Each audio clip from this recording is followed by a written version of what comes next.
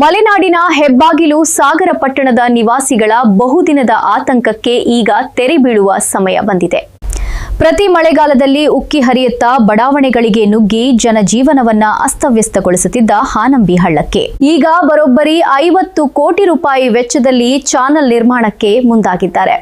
ಸಾಗರದ ನೆಹರು ನಗರದಲ್ಲಿ ಇಂದು ನಡೆದ ಕಾರ್ಯಕ್ರಮದಲ್ಲಿ ಶಾಸಕರು ಹಾಗೂ ಅರಣ್ಯ ಕೈಗಾರಿಕಾ ಅಭಿವೃದ್ಧಿ ನಿಗಮದ ಅಧ್ಯಕ್ಷರಾದ ಗೋಪಾಲಕೃಷ್ಣ ಬೇಳೂರ್ ಅವರು ಕಾಮಗಾರಿಗೆ ಚಾಲನೆ ನೀಡಿದರು. ಸಂದರ್ಭದಲ್ಲಿ ಮಾತನಾಡಿದ ಅವರು, ಹಾನಂಬಿ ಹಳ್ಳದ ಮಳೆ ಆರ್ಭಟದಿಂದ ಹಿಂದೆ ಸಾಕಷ್ಟು ಮನೆಗಳು ಹಾನಿಗೀಡಾಗಿದ್ದವು. ಜನರ ಈ ಸಂಕಷ್ಟಕ್ಕೆ ಶಾಶ್ವತ ಪರಿಹಾರ ನೀಡಲು ಮೊದಲು 10 ಕೋಟಿ ಹಾಗೂ ಈಗ 1 ಕೋಟಿ ಬಿಡುಗಡೆ ಮಾಡಲಾಗಿದೆ.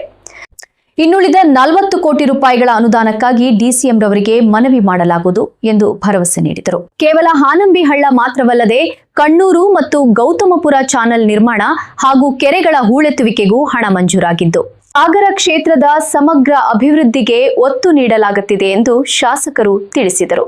ಈ ಸಂದರ್ಭದಲ್ಲಿ ಪೌರಾಯುಕ್ತ ನಾಗಪ್ಪ ಎಚ್ಕೆ, ಮದನ್, ಗಣಪತಿ ಮಂಡಗಳಲೆ, ಸುರೇಶ ಬಾಬು, ತಸ್ರೀಫ್, ಮಾಜಿ ನಗರಸಭಾ ಸದಸ್ಯ ಫ್ರಾನ್ಸಿಸ್ ಗೋಮ್ಸ್, ಸೈಯದ್ ಜಾಕೀರ್, ಉಷಾ, ಮರಿಯಾ, ಲೀಮಾ, ರವಿ ಲಿಂಗನಮಕ್ಕಿ ಇನ್ನಿತರರು ಹಾಜರಿದ್ದರು. ನನಗೆ ಬಹಳ ಮನವಿಯನ್ನ ಕೊಟ್ಟಿದ್ದೀನಿ. ಹಿಂದಿನ ಸಾರಿ ಕೊಟ್ಟಿದ್ರು, 2008-9 ಸಹ ಕೊಟ್ಟಿದ್ರು.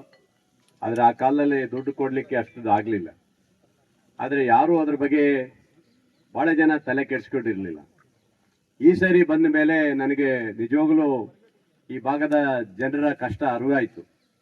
ಆದ್ರಿಂದ ಅದು ಎಷ್ಟೇ ದುಡ್ಡು ಖರ್ಚಾದ್ರೂ ಪರವಾಗಿಲ್ಲ, ಈ ಸರಿ ಏನಾದ್ರೂ ಒಂದು ಮಾಡಿಸ್ಬೇಕಂತ ಹೇಳಿ ಈ ಸರಿ ಪ್ರಥಮ ಬಾರಿಗೆ 10 ಕೋಟಿ ರೂಪಾಯಿನ ಬಿಡುಗಡೆ ಮಾಡಿಸಿದೆ. ಬಹಳ ಖುಷಿ ಆದ್ರು, ಈ ಭಾಗದ ಜನರೆಲ್ಲ ಖುಷಿ ಆದ್ರು. ಯಾಕಂದ್ರೆ ಇಲ್ಲಿ ಏನಾಗಿದೆ, ಪಾಪ ಕೊಚ್ಚಿಕೊಂಡು ಪಾಪ ಮನೆಯೆಲ್ಲ ಜರ್ದು ಹೋಗ್ತಾ ಇದೆ. ಈಗ ಗದ್ದೆಯವ್ರದ್ದು ಏನ್ ಪ್ರಾಬ್ಲಮ್ ಆಗಲ್ಲ, ಅದು ಈಗ ಉಕ್ಕು ಹೋಗುತ್ತೆ, ಅವ್ರು ಸುಮ್ಮನಿರ್ತಾರೆ. ಬಟ್ ಅವರಿಗೆ ಸಮಸ್ಯೆ ಇಷ್ಟು ಹೋಗ್ತಾ ಇದೆ, ಸಮಸ್ಯೆ ಆಗಿದೆ. ಅದರಿಂದ ಬಹಳ ಆಯ್ತು. ನಿಮ್ಗೆ ಗೊತ್ತು, ಹಿಂದೆ ಟಿಪ್ಟಾಪ್ ಬಶೀರ್ ಒಂದು ಲೇಔಟ್ ಮಾಡಿ ಅದಕ್ಕೆ ನೀರು ನುಗ್ಗಿ ಸಣ್ಣದಾಯ್ತು ಅಂತ ಹೇಳಿ ಇಲ್ಲಿಂದ ನೀರು ಫೋರ್ಸ್ ಜಾಸ್ತಿ ಹೋಗಿ ಆ ಲೇಔಟಿಗೆ ನೀರು ಬಂದಿತ್ತು. ಹಾಗೆ ಇಲ್ಲಿಂದ ಕೊನೆಯವರೆಗೂ ನಮ್ಮ ಸೇತುವೆಗೆ ಸಂಪರ್ಕ ಕೊಡ್ಬೇಕಂತ ಹೇಳಿ ಸುಮಾರು 50 ಕೋಟಿ ರೂಪಾಯಿ ಮಾಡಬೇಕಂತ ತೀರ್ಮಾನ ಮಾಡಿದ್ದೀನಿ. ಈಗಾಗಲೇ 11 ಕೋಟಿ ರೂಪಾಯಿ ಬಿಡುಗಡೆ ಮಾಡಿದ್ದೀನಿ. ಯಾಕಂದ್ರೆ ಇದು ಒಂದೇ ಅಲ್ಲ, ಸಾಗರದ ಬಹಳಷ್ಟು ನೀರಾವರಿ ಯೋಜನೆ ಇದರಲ್ಲಿ ಇವತ್ತು ಗೌತಮ್ಪುರದ ಚಾನಲ್ಗಳಿಗೆ ರಿಪೇರಿ ಕೊಟ್ಟಿದ್ದೀನಿ. ಕಣ್ಣೂರಿನ ಬಹಳ ವರ್ಷಗಳ ನಂತರ ಕೊಚ್ಚಿಕೊಂಡು ಹೋಗ್ತಿತ್ತು, ಅವರಿಗೂ ಸಹ ಕೋಟ್ಯಾಂತರ ರೂಪಾಯಿ ಚಾನಲ್ ಕೊಟ್ಟಿದ್ದೀನಿ. ಕೆರೆ ಹೂಳೆತ್ತಲಿಕ್ಕೂ ಸಹ ಒಂದೊಂದು ಕೆರೆಗೆ 1 ಕೋಟಿ ರೂಪಾಯಿಂದ ಹಿಡಿದು 50 ಲಕ್ಷದವರೆಗೂ ಸಹ ಈಗಾಗಲೇ ಕೊಟ್ಟಿದ್ದೀನಿ. ಅದನ್ನ ಈಗ ಶಂಕುಸ್ಥಾಪನೆ ಬರೋ ವಾರದಲ್ಲೇ ಇಟ್ಕೊಳ್ತಾ ಇದ್ದಾರೆ. ಈ ತರ ನಮ್ಮ ಸಣ್ಣ ನೀರಾವರಿಯಲ್ಲೂ ಮತ್ತು ಮಾನ್ಯ ಡಿ ಕೆ ಶಿವಕುಮಾರ್ ಅವರ ಏನು ಅವರ ಯೋಜನೆಯಲ್ಲೂ ಸಹ ಈಗಾಗಲೇ ಹಣವನ್ನ ಸಣ್ಣ ಮಟ್ಟದಲ್ಲಿ ಕೊಡಕ್ಕಾಗಲ್ಲ. ಸಣ್ಣ ನೀರಾವರಿಯಲ್ಲಿ ಏನಾಗಿದೆ ಅಂದ್ರೆ 1 ಕೋಟಿ ಕೊಡ್ತಾರೆ, ಅದ್ರ ಮೇಲೆ ಕೊಡಕ್ಕಾಗೋದಿಲ್ಲ.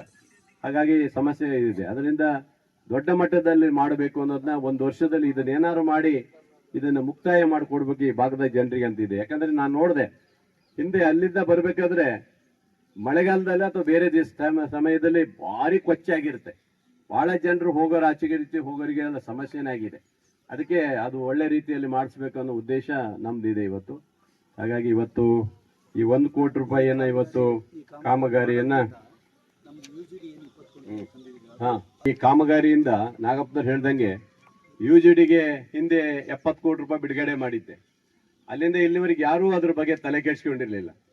ಆದ್ರೆ ಈ ಸರಿ ನಾನು ಬಂದ ಮೇಲೆ ಮತ್ತೆ UGD 20 ಕೋಟಿ ರೂಪಾಯಿ ಬಿಡುಗಡೆ ಮಾಡಿದ್ದೀನಿ, ಪ್ಲಸ್ 15 ಒಟ್ಟು 35 ಕೋಟಿ ರೂಪಾಯಿ ಬಿಡುಗಡೆ ಮಾಡಿದ್ದೀನಿ. ಹಾಗಾಗಿ ಅದು ಇದರಿಂದ ಆ ಕಡೆ ನಮ್ಗೆ ಅನುಕೂಲ ಆಗುತ್ತೆ ಅಂತೇಳಿ ಕಮಿಷನರು ಸಹ ಹೇಳ್ತಾ ಇದ್ದಾರೆ. ಒಟ್ಟಿನಲ್ಲಿ ಸಾಗರದ ಜನರಿಗೆ ಈ ಒಂದು ಅಭಿವೃದ್ಧಿಯ ಇದರಲ್ಲಿ ನಾವೆಲ್ಲರೂ ಕೈ ಜೋಡಿಸಬೇಕಾಗಿದೆ.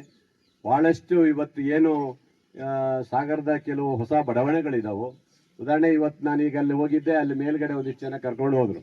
ಹಿಂದೆ ಲೇಔಟ್ ಮಾಡಿದವರು ಯಾವುದೇ ರೀತಿಯ ಜನರಿಗೆ ಆ ಲೇಔಟ್ ಇಂದ ಸರಿಯಾದಂತ ವ್ಯವಸ್ಥೆ ಮಾಡಲಿಲ್ಲ. ಮೂಲ ಸೌಕರ್ಯಗಳನ್ನು ಕೈಕೊಟ್ಟಿದ್ದಾರೆ. ಯಾರ್ಯಾರು ಹಿಂದೆ ಲೇಔಟ್ ಮಾಡಿದ್ದಾರೆ ಅದು ಆ ಲೇಔಟ್ ಅಲ್ಲಿ ಇವತ್ತು ಮನೆ ಕಟ್ಕೊಂಡಿದ್ದಾರೆ, ಅಲ್ಲಿ ಏನೂ ಇಲ್ಲ ಆಗ್ಬಿಟ್ಟಿದೆ ಅವರಿಗೆ. ಈಗ ನಾವು ಅದನ್ನ ಮಾಡುವಂತ ಪರಿಸ್ಥಿತಿ ಬಂದಿದೆ. ಆದ್ರೆ ನಾವು ಕೈ ಬಿಡಕ್ಕಾಗಲ್ಲ.